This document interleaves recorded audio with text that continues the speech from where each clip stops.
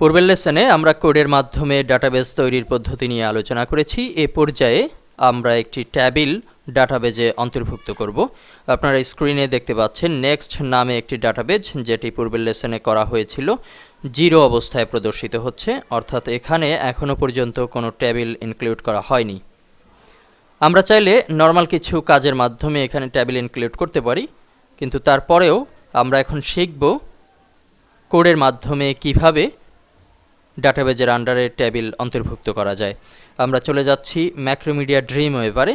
এখানে পূর্বের লেসনের সমস্ত কোড প্রদর্শিত হচ্ছে।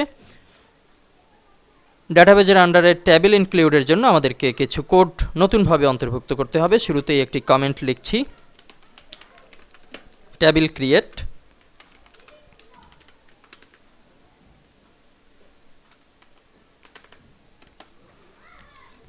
সরাসরি লিখছি MySQL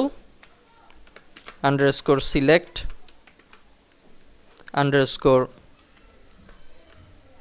_db, অর্থাৎ ডাটাবেস সিলেক্ট করবে এমন একটি কমান্ড। ফার্স্ট ব্র্যাকেটের শুরু শেষ সেমিকোলন, এর মাঝে ডাবল ইনভার্টেড কমা এবং লিখছি নেক্সট। ইনভার্টেড কমার শেষে নর্মাল একটি কমা, পরবর্তীতে ভ্যারিয়েবল কন। এখানে নেক্সট যে নামটি ব্যবহার করেছি এটি হচ্ছে আমাদের ডাটাবেজের নাম, যেটি আমরা পূর্বে ক্রিয়েট করে নিয়েছিলাম। MySQL এর আন্ডারে এই মুহূর্তে দেখতে পাচ্ছি নেক্সট। এখন নিচের দিকে লিখছি আরও একটি নতুন ভ্যারিয়েবল table, টেবিল নাম করছি, ইকুয়াল ইনভার্টেড কমার শুরু শেষ সেমিকোলন। এবার ইনভার্টেড কমার মাঝে আমরা টেবিলের জন্য স্পেশাল ফাংশন লিখব, বড় হাতের CREATE, ক্রিয়েট টেবিল, TABLE। টেবিলের নাম রাখছি ইনফো।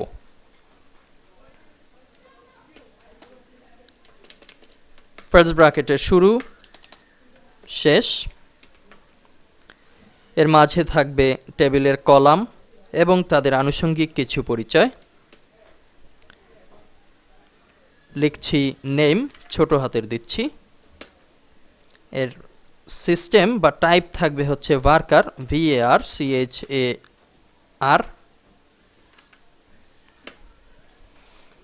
এটি হবে, লেন্থ থাকবে 15, অর্থাৎ যে নামটি আসবে সেটি 15 কিংবা 20, যে কোনো অ্যামাউন্ট আমরা আমাদের পছন্দ মতো ব্যবহার করতে পারি। শেষে কমা দিচ্ছি। পরবর্তী আরও একটি ফিল্ড, কলামের নাম এজ, এটির টাইপ হচ্ছে ইন্টিজার, অর্থাৎ 1 2 3 এরকম প্রদর্শিত হবে কিংবা অন্তর্ভুক্ত করবে। ফার্স্ট ব্র্যাকেটের শুরু শেষ, এটি 5 দিচ্ছি লেন্থ, কমা, শেষের দিকে ইমেইল, এটিও ভার্কার লিখছি। ফার্স্ট ব্র্যাকেটের শুরু শেষ, এর লেন্থ হচ্ছে 35, যেহেতু @gmail কিংবা yahoo.com অনেক অক্ষর থাকতে পারে, সে কারণে 35 করে দিচ্ছি। আপনাদের প্রয়োজনে আপনারা আরও বাড়িয়ে নিতে পারেন। সবশেষে কমা এখানে দেওয়ার দরকার নেই, যেহেতু আমরা ফার্স্ট ব্র্যাকেটের ক্লোজ করছি।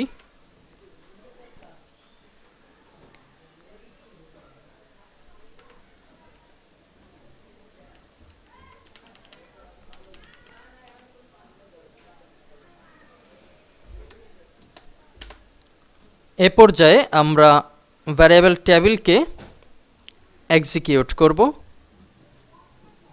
কার্যকরী করব। কমেন্ট লিখে রাখছি যাতে পরবর্তীতে বুঝতে সুবিধা হয়। এক্সিকিউট কোয়েরি, এর অন্তর্ভুক্ত কোডগুলো হচ্ছে ইফ, যদি ফার্স্ট ব্র্যাকেটের শুরু শেষ MySQL আন্ডারস্কোর কোয়েরি। যদি কোয়েরি করা হয়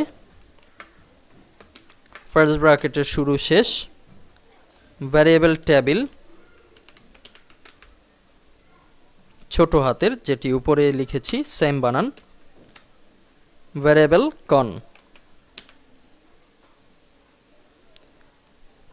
তাহলে একটি ইকো কমান্ড ব্যবহার করব এখানে।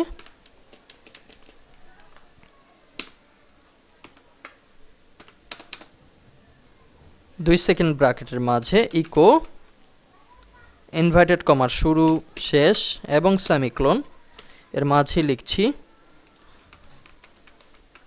Table is created. ফাইলকে সেভ করছি। এ পর্যায়ে ব্রাউজারে গিয়ে আমরা ফাইলটি কল করব। ব্রাউজারে লিখছি http://localhost/ আমাদের ফোল্ডারের নাম php_guru।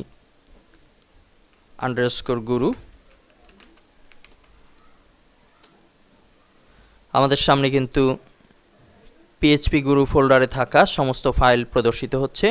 এখান থেকে আমাদের নির্ধারিত ফাইল mysql_connect.php এটিকে ওপেন করব। তার আগে আপনাদেরকে আরেকবার বুঝিয়ে দিচ্ছি। এখানে আমরা লিখেছি mysql_select, শুরুতে ডেটাবেজকে সিলেক্ট করেছি, তারপরে টেবিলের জন্য একটি ভ্যারিয়েবল তৈরি করেছি। যেহেতু ভ্যারিয়েবল কাজ করতে পারে না, এটিকে কার্যকরী করা হয়েছে ইফ কন্ডিশনের মাধ্যমে, এবং এই টেবিলের মধ্যে থাকবে তিনটি কলাম, একটি হচ্ছে নেইমের কলাম, আরেকটি এজ এবং অপরটি ইমেল। প্রত্যেকের লেন্থ আলাদাভাবে ডিক্লেয়ার করা হয়েছে, টাইপ ডিক্লেয়ার করা হয়েছে। যাই হোক, আমরা এখন ব্রাউজারে গিয়ে mysql_connect এই ফাইলটিকে ক্লিক করব।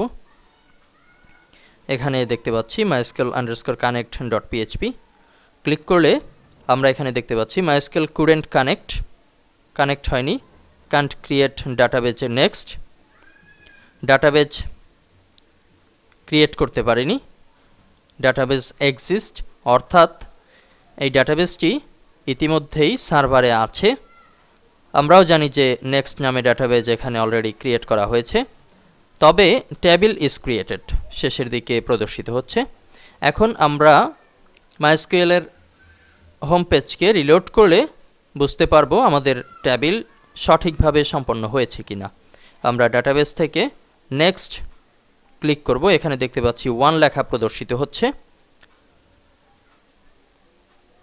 বিস্তারিত বর্ণনায় আমরা দেখতে পাচ্ছি নেক্সটের আন্ডারে ইনফো নামে একটি টেবিল যুক্ত হয়েছে। এবার যদি টেবিলকে ক্লিক করি, ইনফো ক্লিক করলে আমাদের সামনে তিনটি ফিল্ড দেখতে পাচ্ছি, নেম, এজ, ইমেল, এবং এখনও কিন্তু এগুলো ব্ল্যাঙ্ক অবস্থায় আছে, অর্থাৎ এর মাঝে কোনো ডাটা অন্তর্ভুক্ত হয়নি। সামনের লেসনে আমরা ডাটা ইনসার্ট পদ্ধতি নিয়ে আলোচনা করব। ধন্যবাদ।